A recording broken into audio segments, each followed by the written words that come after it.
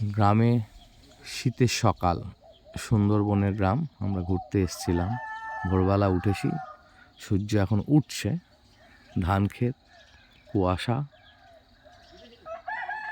মোরগ ডাকছে, ঘুঘু পাখি ডাকছে।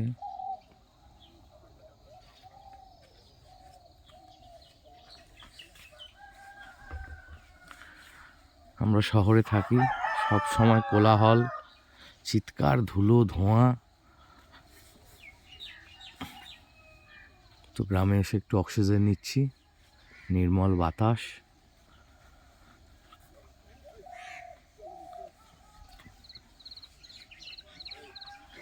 সামনে বিদ্যাধরী নদী, ধান ক্ষেত, ধান পেকে গেছে, ধান ঘরে ওঠার সময় হয়ে গেছে। এবার এই ধানগুলি কেটে নিয়ে প্রসেস করে শহরে চলে আসবে।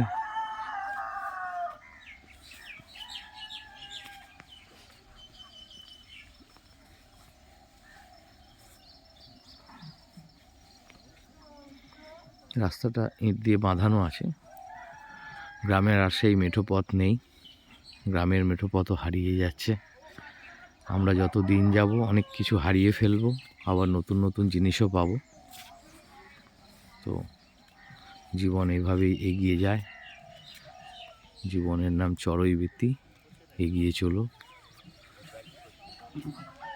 গ্রামের রাস্তাও মাটিযুক্ত যেরকম রাস্তা, এখন সেরকম রাস্তা এখন কমে যাচ্ছে। শহরের মতো ইটকাট জঙ্গলে হয়তো পরিবর্তন হবে। এখনও তাও এখানে কিছু মাটির বাড়ি আমরা দেখেছি, আবার বেশ কিছু জিনিসও দেখলাম। সিমেন্টের বাড়ি, তার উপরে পুরো মাটির প্রলেপ দিয়ে আপনি বুঝতেই পারবেন না যে ওটা মাটির বাড়ি। সেরকমও কাজ চলছে। কৃত্রিমভাবে মাটির বাড়ি তৈরি করে মাটির বাড়ির স্বাদ নেওয়ার চেষ্টাও চলছে। এটাও এইখানে এসে দেখতে পেলাম, যেটা সহজে শহরের মানুষের চোখে এক নজরে ধরা পড়বে না, কারণ পুরো সম্পূর্ণ ইটের পাকা বাড়ি, তার উপরে বেশ কিছুটা মাটি দিয়ে প্রলেপ দেওয়া হয়েছে। এই খেয়াঘাট দিয়ে আমরা এসেছিলাম। দেখুন, এটা বিদ্যাধরী নদী, একটু নদীর পাড়ে যাচ্ছি।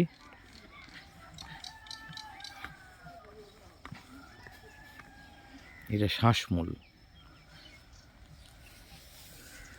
শ্বাসমূল।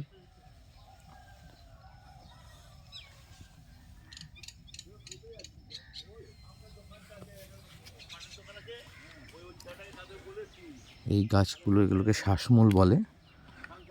এরা সুন্দরবনের মাটিতে, যেহেতু সবসময় কর্দমাক্ত নোনা জল, জোয়ার ভাটা খেলে, গাছগুলি খাদ্য এবং